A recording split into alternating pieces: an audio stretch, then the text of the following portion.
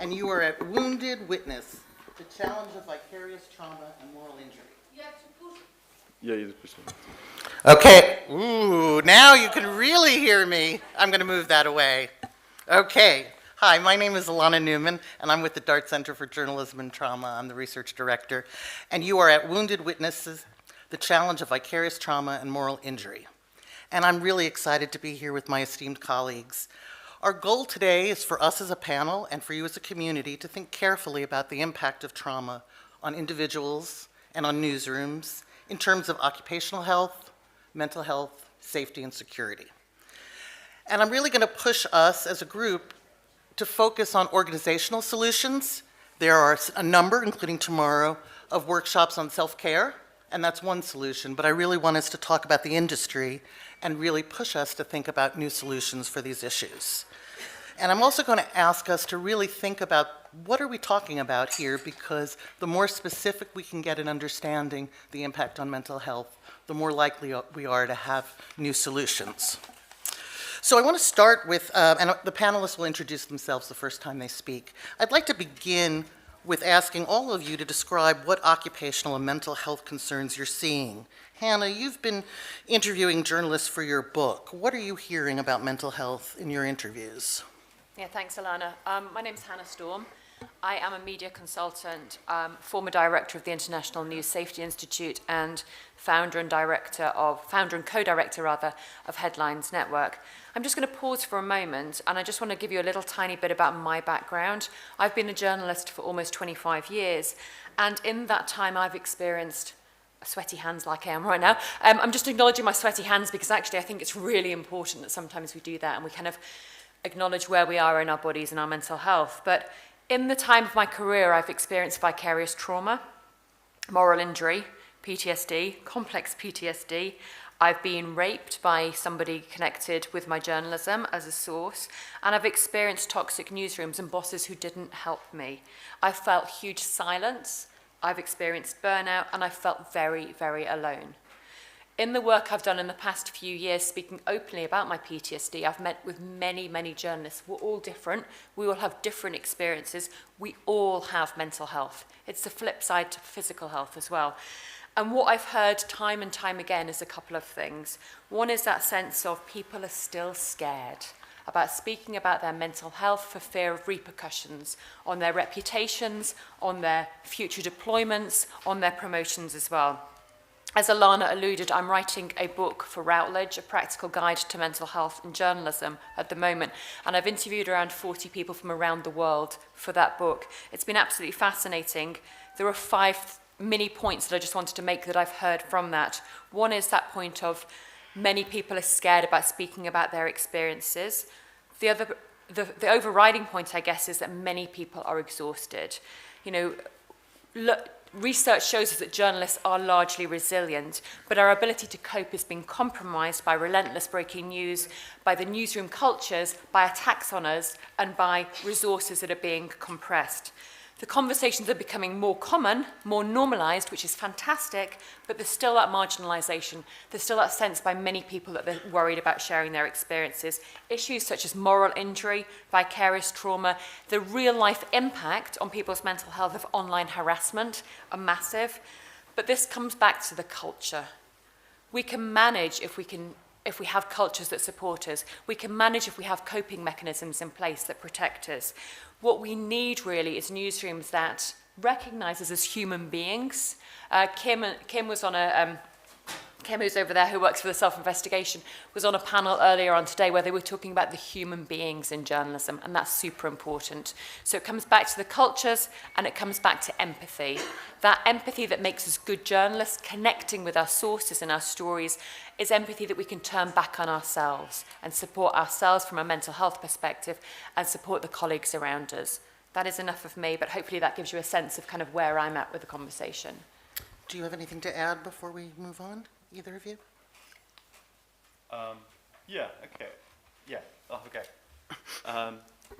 So what I think is really interesting about this conversation, and it's kind of exciting kind of place in some ways, actually is this idea about what are we working with and how are we affected. And so we can approach this conversation through the door of mental health. This is a mental health issue we're talking about. And that's a door into this topic. That's a really important door. But actually, in terms of the... by the way, I'm Gavin Rees, to explain who I am. Hello, I'm Gavin Rees. I work for the Dart Centre, and I suppose what I specialise most in is preparing teams for working with toxic content of different types. So vicarious kind of content. And we can approach that conversation from the point at which we're in difficulty, the point at which we may have a mental health condition or something that requires, an effort to sort out. But we can also approach it from the place in which we're just working with this stuff. In other words, how are we affected on a daily basis by the material we're working with, and what are we doing in order to work with it? And so as a kind of framing for this conversation, if we were having this like 10 or 20 years ago, and I was to say, well, do you know, there's a probability that the journalists sitting in a chair, that if they're interviewing sources, can find that experience really distressing. The industry had no language, no understanding, no place of comprehension for that, because as Hannah was just saying, this thing about being a human being, was that the idea is that what a journalist is a perfect objective recording machine that just sucks up all the information, and the distress contained within that information doesn't really matter because it doesn't hit the sides. Now, we all know, everybody knows, that kind of post-COVID and post-everything else, that actually we are in the swim of the material that we're working with, and we can be affected by it. So how to have a proactive conversation, not just on the dimension of this is a mental health issue, but actually as a craft issue. So what are we doing when we're interviewing people? How do we process those feelings? We've got a bunch of traumatic images, something that Sam works on a lot as well. How am I going to look at those in a way that makes it easier for me to work with them, and how do I know where things are problematic? And before we move to that, I want to just get some terms on the table so that we're clear about what we're talking about, and then we can really move into maybe talking about graphic imagery. So I want to start with the term of burnout.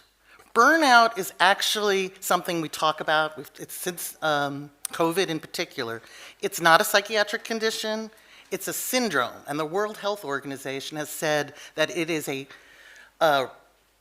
syndrome that comes from chronic workplace stress that's not been managed well. It leads to feeling that fatigue that Hannah was just talking about, feeling distance from your job, and not feeling effective. Burnout is not about doing trauma work, and it's not about a mental health condition. It's actually called an occupational problem, and it requires occupational solutions. So I want to start out with just saying, so that's burnout. And sometimes when we're talking about the issues we're facing, we're talking about burnout. You mentioned how the field right now, you're under attack, you have very few resources, it's a difficult time. Then, I want to talk about vicarious trauma, and maybe you want to speak to it. You should know that I'm a psychologist. I've been with the Dart Center for 25 years. I study the occupational health of journalists.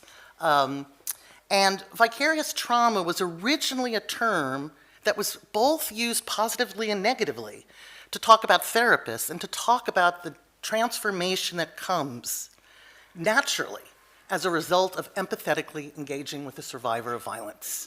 And the idea is you can't help, if you have truly connected with your source, in the case of journalists, you can't help but be moved. It makes you see the world differently. It makes you think about justice differently. It makes you see yourself differently. Since then, it's become kind of a buzzword that's used a lot in journalism, and I'm curious if you have perspectives on this term vicarious trauma that we use in the case of journalists.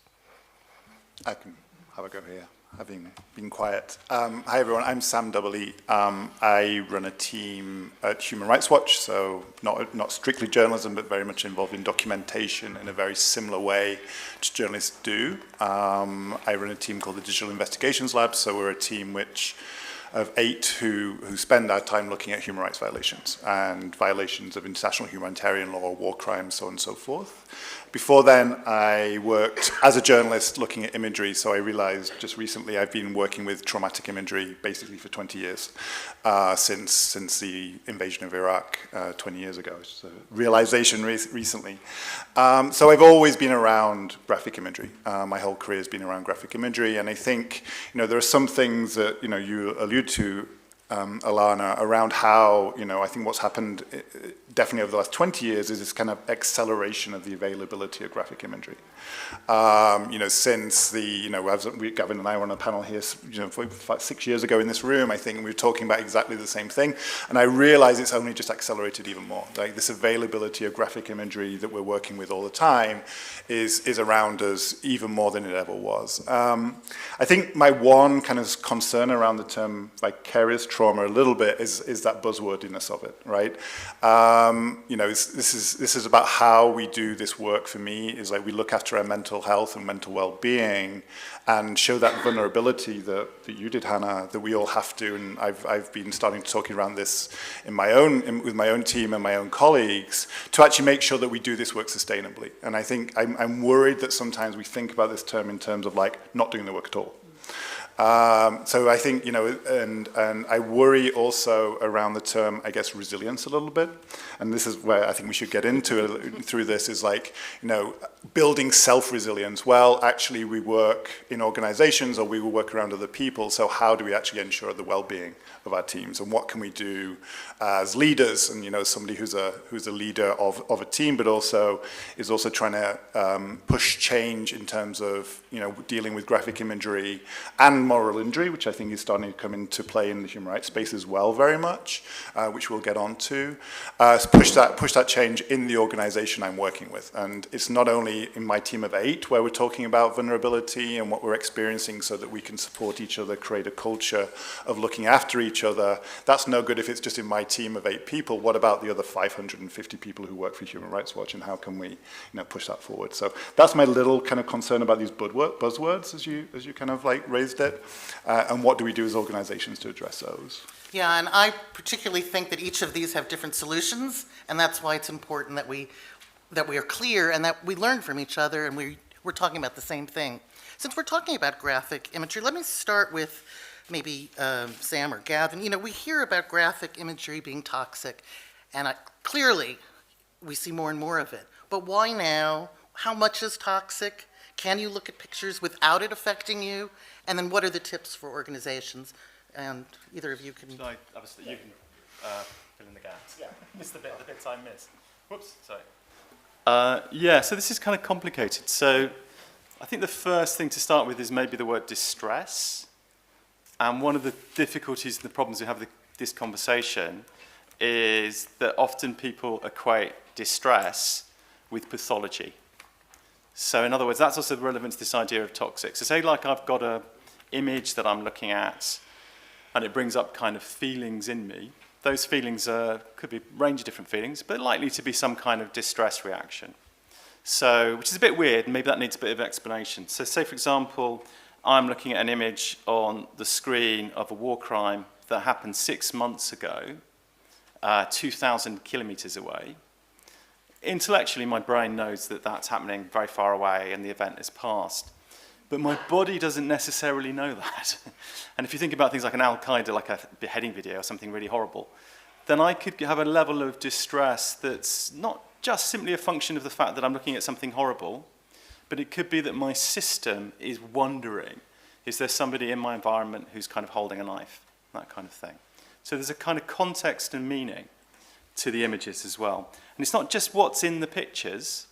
So there may be, you may, for example, if you're Ukrainian, to put it kind of bluntly, looking at images of Russian tanks exploding, not find that terribly distressing at all, but other things extremely distressing. So it's not just what's in the image, it's the meaning that makes to us and our sense of kind of general safety in different ways. So you can think that as a bit of a kind of stimulation. Then the other thing that kind of happens, particularly with people who are investigators and are working on, say, something like a death in custody, in which they see the CCTV camera of what the police or the soldiers have done to somebody, they see the photographs, is that they're kind of learning that environment in a very kind of rich way. And if, say, that's their job, and they're kind of constantly working back on these things, they're also soaking up additional information about the material. And this is a very important aspect of vicarious trauma more generally. So say a journalist has been doing a story about child sexual abuse or something along those lines. That journalist then might go into supermarket and be looking around the supermarket and thinking, right, so statistically I know a certain number of victims. This is a big supermarket, so how many people in this supermarket have experienced child sexual abuse? How many people are perpetrators? So the material kind of comes into one's kind of worldview in different ways. So we're dealing with realities, we're dealing with stuff that on one level can kind of be a little bit toxic, and then on some levels it can be kind of massively toxic. And I think for me one of the things about, I mean, it's a bit kind of complicated conversation, because when I'm working with people, often they kind of feel that they should be distressed, if that makes sense. And so if you've got a professional who's working with traumatic imagery a lot, often they might say something along the lines of, do you know what, I've been looking at these pictures and I don't feel anything. Does that mean there's something wrong with me? Which comes into this kind of moral dimension. And actually, when you talk about it and get into you ask some questions, you can say, well, when you were talking to your friends or people you like or you love, do you feel anything? And they go, yeah, of course, that's fine. So clearly, it's just while they're looking at those pictures. And so perhaps what's happened is that they've learnt a way of detaching, of becoming a kind of professional, has a kind of professional distance with those images, which is probably a good thing. And it's a bit like a doctor in in an emergency room. You don't want a doctor to go eek every time they see blood. You want them to think, oh, okay, I've got this thing to do and I have to work with this thing. So there are all sorts of adjustments we make in kind of complicated ways. But sometimes there are images that for various reasons, maybe images that people actually witness directly in life, things that they see, that they find more of a struggle to kind of metabolize and work with. It's interesting listening to the clinical side in a way, in inverted commas, and the practitioner side, right? So obviously I'm not a clinician in any stretch of the imagination, and I've done research into vicarious trauma in the past, and thanks to Gavin and Elana here, they kind of set me on the straight path regarding the clinical analysis. But certainly hearing that adjustment thing is something I definitely experience, right? I think I'm look at imagery all the time, and often people are like warning me in the organization before they send something over, like, be careful, this is really toxic potentially. And I don't find it toxic. I'm like, okay, I can look at that. But there are things I definitely do respond to, right? It's people's stories, stories from Ukraine, of listening to stories and reading stories that people have sent over of losing everything, losing, their family, et cetera, Or for me, like watching a video of people who have experienced loss is something I cannot deal with, and I well up and start crying and have to turn it off. But watching the actual destruction is actually okay for me because of those adjustments, I think. So in terms of the organizational question on what do we do to support people, I think, in our organization, we've put in a lot of effort in Human Rights Watch to make sure there's warnings always and over-exaggerate those warnings, just because, again, now that I'm sensibilized to the fact that maybe I'm okay with watching, the destruction of a house because I've taught myself to be okay with it, doesn't mean somebody sitting, in our Mexico office is, right? So we kind of go that extended thing further. And I think what we're trying to do in our team very much in terms of helping deal with it is that vulnerability and creating that connection between each other so that I can talk about what I find hard and somebody else on my team can talk about what they find hard. And we find, I think that's a really good point, because we're all different, right? So we all bring our own history and identities and perspectives to things. So something that hurts me or causes me just stress may not be the same for Gavin, may not be the same for Sam, vice versa. I think that the really important point that you've both made is, well, one thing I pick up from that is often it's normal to feel some degree of reaction to things, right? I think so, but we have to understand what our own normal is as well. And I think that, we've talked a lot about imagery there. And for vicarious trauma, for me, it's the kind of the secondary aspect in terms of it doesn't just have to be imagery.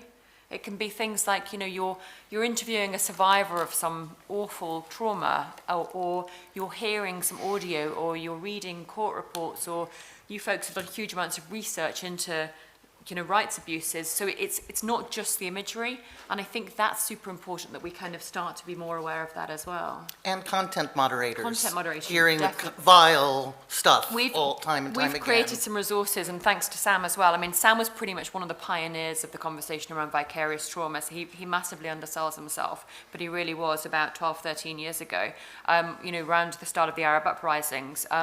We've recently created some content at Headlines Network around vicarious trauma, particularly because something of the context has changed, hasn't it, Sam, in terms of the context since COVID. A lot of the time when we're dealing with things which might cause us distress vicariously, in the past we were doing it in newsrooms where we could turn to our colleagues and go, God, that was really hard. But actually a lot of the time we're now working in isolation, right, Sam, and that can be really, really difficult too. Yeah, absolutely. I mean, I think we have the things we're working in isolation, we're working in dispersed teams. That's, there's a push in news organizations, in human rights organizations, like, oh, I don't want to go back to the office. I actually want to, I've moved to this part of the world. And the organization's like, okay, great, that's super, we'll support you in that. But suddenly you're in isolation and there's that kind of thing. I think the other thing we often forget about is, like, I'm in research, you're formerly in research journalism. And we forget about all the other people who can be impacted across an organization by this toxic content. Yeah. And, it can be an archivist, it can be a video editor, it can be, when I was in Amnesty, one of the big people one of the big teams that we actually spent a lot of time working with was the front desk in the main office in London, because they were the ones who looked at the info@amnesty.org email address, and they were getting all this stuff sent to them, and had no training at all in terms of how to think about it. As well, Sam. I mean, so I do a lot of work independently as a consultant with news organisations, and a lot of the time it's the fact checkers who are having to kind of, see this stuff constantly or verify stuff. And I mean, we've been saying that for the last 10, 11, 12 years, but in the past year with the rise of misinformation and disinformation, that has kind of, I think, been accelerated. So one of the things that, just very quickly, one of the things that helps and makes a difference is the context and how prepared people are for what the content they receive. So maybe you can look at traumatic imagery all the time, but I suspect if I sent you something on WhatsApp when you're on a day off and you weren't expecting it to come, then it can kind of have like a kind of big shock as well. And so thinking about, which is an organisational issue as well, it's thinking about how information is piped through organisations and how we kind of take care of that. And Gavin, you've made a tip sheet that has all sorts of suggestions about things you can do in terms of color and slowing things down and making pauses. And I think the other thing that may not be explicit on there is, now that people are working from home, the need for rituals, the need to keep your work separate from your life. So even shutting down your computer at the end of the day, or having some way in which your computer, which you may watch a movie on later for fun, is a different entity than doing the work that you're doing. And so I believe that you have tip sheets at the Dart Center, you have tip sheets. We do as well. You have tip sheets. There are tip sheets everywhere. There are things that you can do in terms of graphic imagery. I'm going to move on to moral injury for a minute, and have us talk a little bit. Moral injury is kind of a new word that everybody's talking about. And maybe, Hannah, you can start us off with defining it for us. Yeah, and then sure. Thank you. And this harks back to a piece of work that I did with Professor Anthony Feinstein in 2018 around the emotional impact on journalists of covering the refugee crisis in Europe. And it was the first time that a study had been done connecting moral injury to journalists in the media. Anthony's since gone on to do a fantastic moral injury scale. But moral injury is not a mental health condition. It can be a harbinger of mental health conditions such as PTSD if left unchecked. The definition we use in the study, which was published by the Reuters Institute for the Study of Journalists, is it's an injury done to a person's conscience or moral compass by perpetrating, witnessing, or failing to prevent acts that transgress personal, moral, and ethical values or codes of conduct. That's really complicated. That's why I have to write it down. But it's often regarded as something like a bruise on the soul. Feeling, it comes a lot of the time with a lot of shame, a lot of guilt. My personal experience of moral injury was in Haiti after the earthquake, and there was a little girl who was orphaned, and she was desperate for water. And, you know, I gave her my water, and I reached in the pocket to get my water bottle, and out flew this little tiny Playmobil figure, which was my daughter's, who was a very similar age to this little girl on the hilltop. And we were afterwards BAFTA nominated for this piece, for the TV station I was working for. I've never been able to watch the piece since, because I felt so kind of helpless, I guess, ethically kind of compromised. And then, you know, the next day, we moved on from Haiti. The world moved on, whereas my brain didn't move on. And I think it's super important. One of the things I'd say finally on the moral injury point is, because it's not a mental health condition, it's super important to deal with preventatively. So we talked before about protective and preventative measures. When I used to run the journalism safety organisation, INSEE, we'd often talk about risk assessments. What do we do in advance to figure things out? There's a huge amount that can be done preventatively to educate people and inform them about the risk of moral injury and help support them as well. But the key thing is that people need to feel supported by their news organisations, which goes back to this organisational aspect as well, Elana. What's the difference between feeling guilty and feeling morally injured? This is really where I get stuck sometimes in trying to think through those kinds of issues. You know, one of the things that I admire about journalists is that you have a very good ethics code. I mean, there are ethics that you go by, and in fact, I think having ethical conversations can be protective, and having the kind of newsroom where you talk about these issues of, should I give water to the starving? Should I, do these kinds of things, and not doing it alone? I think that ethics can keep you strong and be a protective factor. But I also get confused, even the definition of moral injury, it assumes, like injury, you can have an injury, it could be deep, or it could be nothing. And so even like the term, I'm trying to get a hold of this, because I think it's there, but I think that we say everything's a moral injury, and I'm trying to find the definition. Yeah, I agree with that. I mean, I think, so the difficulty, everything is a question of scale, okay? And this is the real complication, because we tend to think of things as binary in different ways. And so it's quite possible for people to be exposed and to have an experience of moral distress that's really uncomfortable and long-lasting and requires them to wrestle with themselves and curse the nature of the world and all kinds of other things, and to feel feelings of kind of guilt and shame, but for it not to last in the way that the idea of moral injury does. And so the difficulty is that we know for certain, absolutely certain, without doubt, that there are a lot of journalists who have at different levels experienced moral injury, and that they're not necessarily aware of that, and they don't have a language for dealing with that. We know that for certain. But now we've got a problem, because we've got this language of moral injury, and we've got this word, and every journalist is going to experience moral distress at some level, because that goes with the territory, because that's what we do. We bear witness to stuff that shouldn't happen. And so how do we have a conversation about that moral distress without those journalists thinking, oh, I'm injured, which they may or may not be, but it's a complicated thing in terms of kind of trying to work out the scales. I think that, look, I mean, I'm not a mental health expert, I'm not a clinician or a doctor, I'm a journalist, right? But I use language and stories to do my craft. And so I think there is still that danger of pathologizing things, and I know that it's not the mental health condition, but we have this term and we fixate on this term, a bit like, I don't know how many of you have heard people say, oh God, that gave me PTSD. Well, PTSD is a diagnosable condition, right? It doesn't give you PTSD. We're human beings who get hurt by things, but also we're human beings who are, as journalists, having this. And I think one of the most protective things in this is, let's understand what our roles and responsibilities are as journalists. Let's understand that we bear witness, which is super important, that we have a privilege. We have an absolute incredible privilege to take us to places and introduce us to people whose stories may not be amplified otherwise. So that can be really protective. But I do fear that kind of like we cling to these terms because it's some kind of definition to either validate ourselves or otherwise, but actually really we need that validation from back to the organizations, right? Yes, I really think this issue of moral distress is what we need to be talking about and being comfortable. My experience, and again, I'm a clinician and I've been working with journalists for 20 years, is that when I train clinicians, we talk about how your reactions affect your data gathering. when I've been training journalists, we don't start talking about emotions till we start talking about audience, as if that first part, you don't have emotions.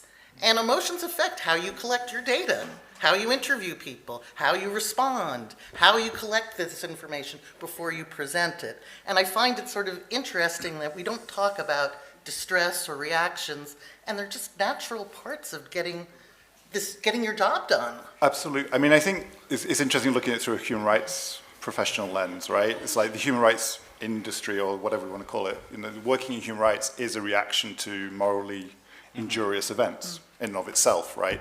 So I do feel actually in the human rights space we're not too bad at dealing with that moral distress, because it's a very, raison d'être, if you like. It's like this why we're doing this work.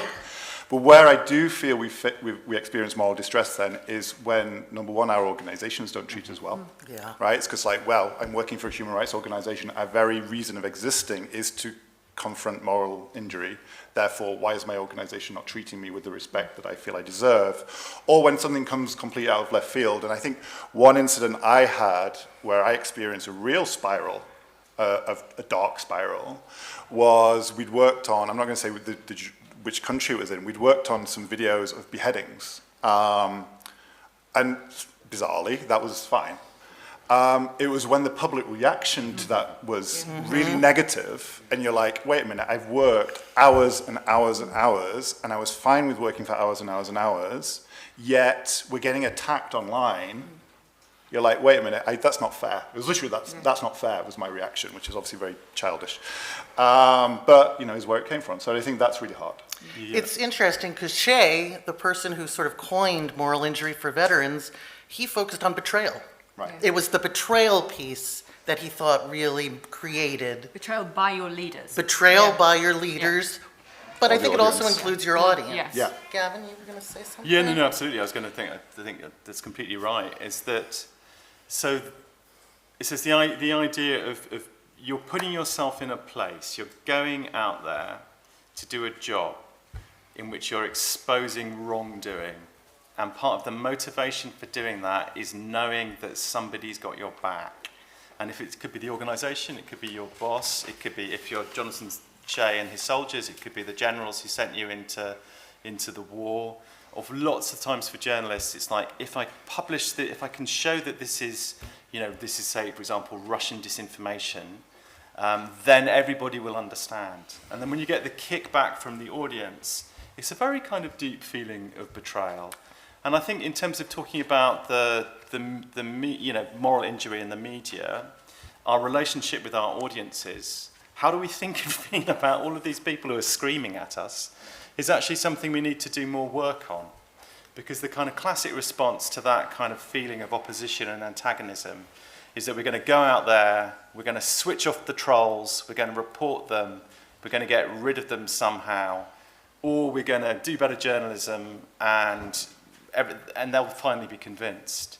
But we've actually got to come to a way of thinking about these folk and how we feel about them and how we react to the feelings that we have. One of the last things I want to add to this kind of moral injury betrayal thing, which I'm pretty sure is not relevant to people in the room, but the first time I used it in a report was when I was doing a survey of occupational distress in UK television. So this was all factual TV, reality TV, documentary work as well.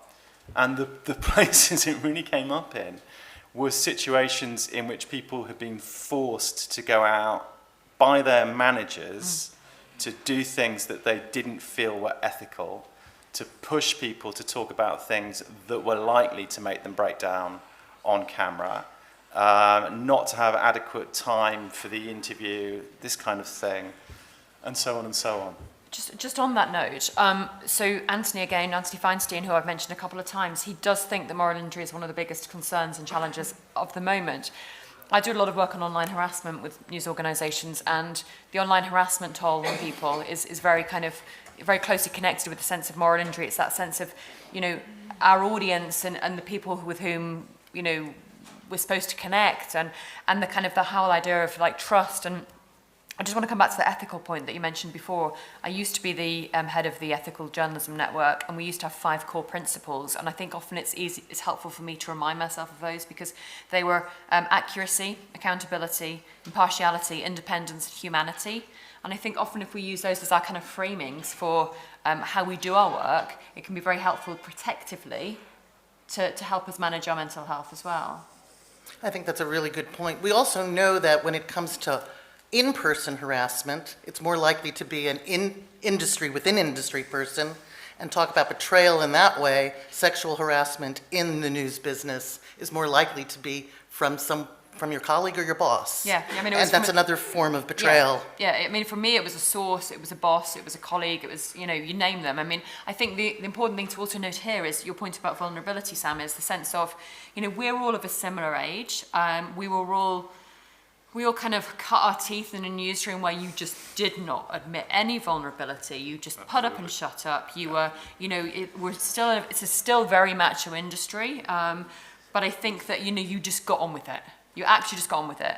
And so I think that, it takes a lot of strength to admit vulnerability, but actually vulnerability is a strength, and that's the critical thing, is where we can then see the leadership at this point of kind of leaders talking and role modeling that behavior.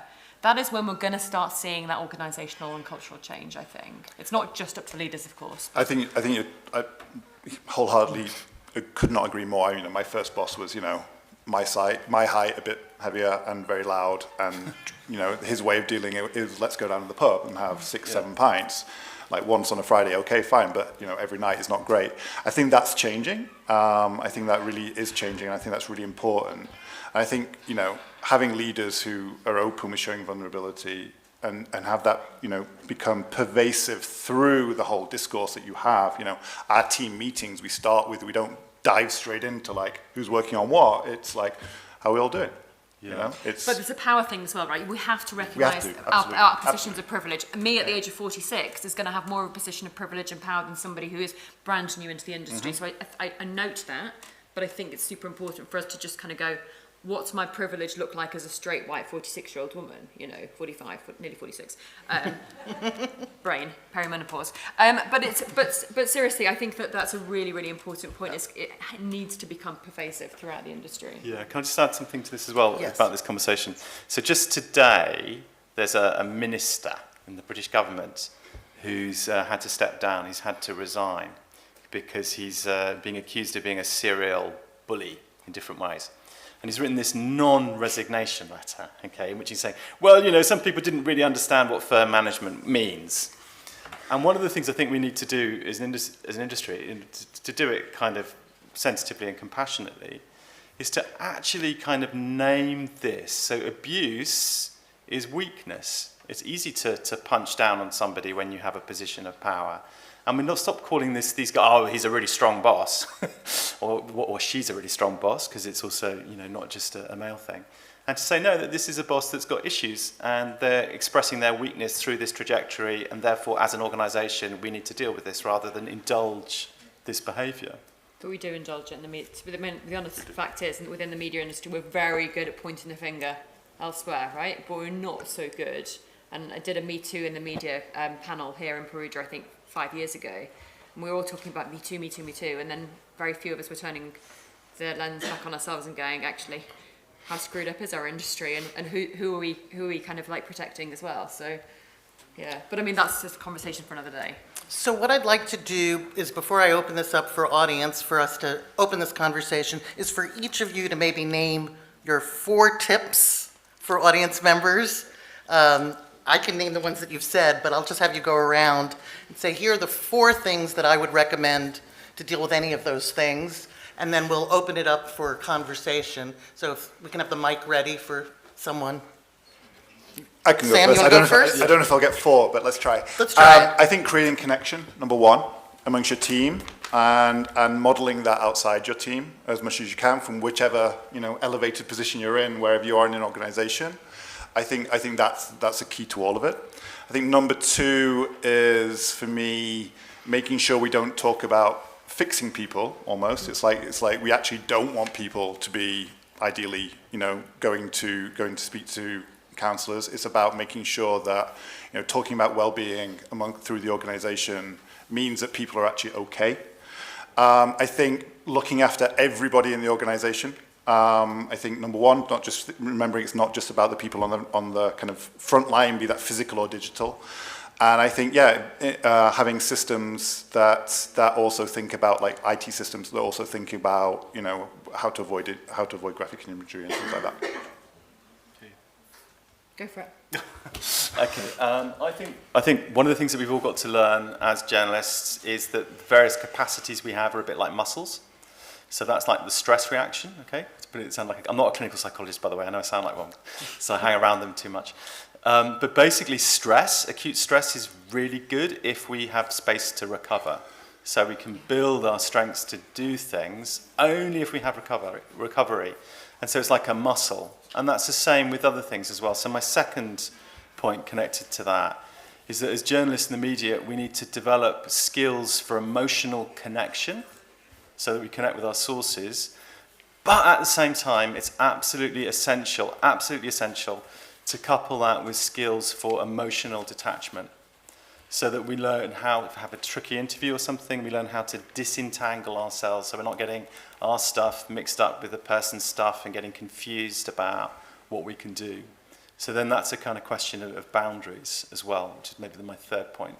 And then the fourth thing is that we need to have more of a kind of open discussion in which managers don't just say, well, go and do a trauma awareness training, but actually build it into the editorial meetings, into how we're doing stories, into thinking about working with people as well. And also the last thing is we need to be not afraid of this as well, because I think the point we sort of started with is that one of the things that people do as soon as they feel, I'm feeling not so good, not distressed, is they think maybe there's something wrong with me. And so then they get through that sometimes just by pushing it away. And they go, I'm not going to think about this because this probably means there's something really wrong with me. Whereas if we can irate these things in a way that's sensible and give some attention to them, they become easier to manage. Invest in conversations around mental health. Deloitte data in the UK says that for every £1 invested in mental health, you have a return of £5.30. It's not rocket science. Invest in it. Integrate those conversations throughout. Don't just have one-off conversations. Don't think of mental health as an afterthought. Recognise, and you'll hear from us in our self-care panel tomorrow, that mental health in English begins with 2 letters, M-E. That's me. Recognise that you can be the rotten apple, you can be the dodgy satsuma in the bowl. Look at yourself too, kind of turn that lens on yourself. It's not always about you for sure, but it can be really important to look at kind of how you're playing out this. And my final point is empathy, again, is that sense of what makes us great journalists is connection. It's connecting to our sources, it's connecting to our stories.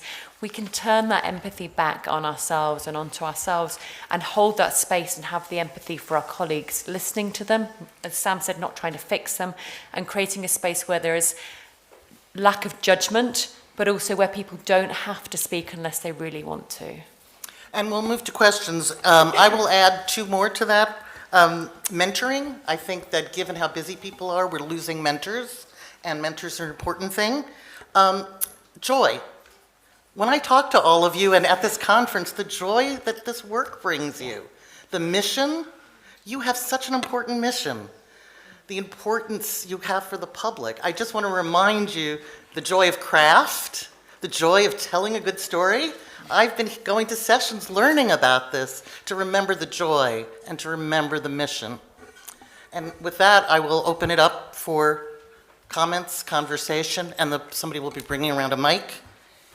We have 8 minutes. Hi, thank you. I work at NBC dealing with UGC, disinformation, things like that. And before that, I was at Storyful doing the similar, especially around Syria and ISIS. And I'm just wondering, because a lot of the panel were in journalism and now are kind of in a different place, sometimes I kind of, and the places I've worked at have been always very supportive, very open. Newsrooms very much value that I've been in, have valued kind of being open about those things. But sometimes cynically, I'm like, the day that kind of this stops affecting me as much will be the day that like I'm not a journalist anymore, or in that newsroom. And I'm just wondering for the panelists who were in newsrooms and now are kind of in foundations or NGO, sometimes still dealing with very vicious imagery, the different pressures or the different expectations, has that helped you personally, having a different mission? I'm just interested in those thoughts from a different kind of past. Has your name on it, Sam? Yeah, I guess it does. I don't think it's changed at all. I think it remains the same. For me personally, you know, working in newsrooms, working in a human rights organization, I think it's been the same thing, which we're still trying to tell people's stories. And, you know, I think we just need to carry on looking after ourselves when we're doing it and like keep those discussions going as you're doing at NBC and wherever, you know. I think, yeah, I don't think it changes. Sorry. I don't know if that's a sorry or a good answer. I think once a journalist, always Once a journalist as well. always a journalist, absolutely. Let's go yeah. to the next question. Hi, I'm Milena. I took over from Sam leading the Evidence Lab at Amnesty, so I lead a team of open source investigators who are exposed to really graphic content. And I found it incredibly stressful as a manager of a team like this to bear on my shoulders the whole responsibility for their well-being.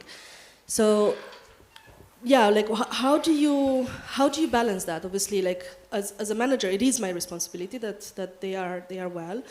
But also, like, I struggle, like, to what extent is also their own personal responsibility to raise the flag or to come and talk to me early on and not late. So what I found helped are some processes. So I put some processes in place that helped, including, like, a duty of care document, very much inspired from your resources at DART. We have now supervision sessions with a psychoanalyst every month. But like, is there anything else, like in terms of processes or supporting managers, so that it doesn't feel like the weight of the universe is on our shoulders? Like, how do we? We do management training at Headlines for people like you. I often call it a stress sandwich. You know, you're kind of like, you've got people who you're speaking to who are above you, who are managing you, and you're managing a whole load of people. Often having people within your cohort, peers, who you can connect with to say, look, I've just dealt with this, and having people at the same level as you can be super duper helpful. It sounds like you've got so many great processes in place, but I think, you know, being able to have those connections and talking with people is super important, but I'm sure Sam's got more to add. Yeah, I mean, I think, number one, I speak to somebody every month myself. I have somebody I speak to every month, and I think that's really helpful. Yeah. And I think it has to be also as top-down as possible. I think unless you have the support from above you that's being then modelled what you're doing, I think then it becomes really hard. I think that's a really key thing that we haven't really touched on here. It's like, it's holistic in the organisation. Yeah, can I just add one quick thing, actually? It's a strange word to use. I think it's really important to have compassion, and it's important to have compassion for your colleagues, but actually you can't really have compassion for your colleagues unless, and in, you know, lots of kind of spiritual traditions, it starts with self-compassion first, so that we know that we have the capacity, we need to look after ourselves, basically. It's really important. And to repeat what Gavin said, at the DART Center, when we do manager training, we also talk about boundaries as part of that compassion. We had a question over here and over here. And maybe you can both ask your questions, and then we can try to answer them both, since we have a short amount of time. Okay, I'll make it quick. So we're talking about what it does for journalists, and journalists have a great responsibility of reporting what's happening, and they're most of the time not reporting about things that are going well. There's lots of tragedy and stuff. So I could imagine that the filter a journalist has to fulfill, that it gets broken after a while. And how do you mitigate the risk that the people you're writing about don't have to deal with the misery you're experiencing? So victims, for example, they get victimized again if your filter doesn't work. How do you mitigate that risk? And why don't you ask your question, and we'll try to answer both in one. Well. There's a guy there too. You can also. Well, we have 4 minutes. Okay, wow, go. I was thinking about earlier watching the Mariupol stuff, and we've both been reporting in Ukraine, and we were talking about how for us, like, writing is such an important therapeutic part, like it gets it out. But I was wondering, I really want to ask Chernov there, but if you're doing video editing, like photo editing, it is not the same therapeutic process. Or how do you find that with people that you work with? It's really interesting to me. So there was a question about craft and a question about the filter broken and the impact on our audiences, which could be an entire session next year. Sorry, I'll be quick. I run a media house in Sudan, and there's a war going on, and most of my team is trapped in their homes right now. So I just, what I've done so far is, thank God that the internet's still running. So what I've been trying to do is, keep kind of daily communications going with them, and just every day ask how they are, what they're doing. The problem is I don't have time to go to each individual and talk to them. So it's in a group WhatsApp chat, and I'm sort of worried that some voices aren't coming forward. They should be. So I'm just wondering if there's any kind of ideas you have or tactics you have to sort of keep your team sane in these kind of situations. 2 minutes. 2 minutes. Take it. Go. First thing I'd say is that we are around at this conference, so if you want to come and talk these more complicated things through, perhaps the Sudan example. On your point about filter, I'd say the absolute key thing to journalism is do no harm, or do not do any further harm. So your entire central modus operandi of journalism is working with the people whose stories you amplify, and they are your absolute kind of go-to, that your North Star. So everything you do in journalism is about ensuring that you do not do any more harm, basically. And I would argue that self-care and the care of your staff is an ethical imperative so that your sources are taken care of and you're doing no wrong. That this is an ethical obligation consistent with your values. So look after the filter, in other words. Yeah. Fix it. I mean, all I'd just say on the writing video, I mean, it's all creativity, right? It's like, I have so much pain when I try and write a sentence, whereas like trying to edit a video, I get a lot of joy out of it. So, I think the creative process is actually part of this, and the new way of telling stories, which my team is trying to do at HRW, is actually like a really great release in terms of that. On the Sudan stuff, I mean, I think we've, at HRW, we've experienced similar in Ukraine, right? We have people in Ukraine who are also, in the country and stuck in the country effectively. And it's just keeping the conversation going, isn't it? It's like just making sure the conversation keeps going, making sure they know you're there. I don't think anybody's expecting you to fly in and save the day. It's just they need to know you're there. There's power in that informal network as well. So they may be able to have support each other within that informal network where it's safe for them to do so too. So helping kind of amplify that informal network too. But it's there, it's active. On Jen's point about writing and video, it's also remembering the sense of purpose that we have and why we're doing this. Also, I'd like to say, because I used to work as a video editor a bit, and it is a form of storytelling and craft telling in its way, which is very, very satisfying. I suppose the other thing about, if you think about advice to those people, is that if they want to write as well, then you can do. So there are different ways of working through material. One can journal, one can write privately, one can respond to things in different ways. But it's also, you're right though, it's very helpful, I think, for lots of folk actually to be able to make sense of things. Yeah, on a piece of paper. To put things in. Yeah. Yeah, exactly. Your superpower is storytelling. So telling stories and making sense of it, I think, is there. Yeah. And bearing witness. And I would also say bearing witness to each other is part of this. And I thank you all for being here. I thank the panelists. And this is just the beginning of a conversation. Thank you very much.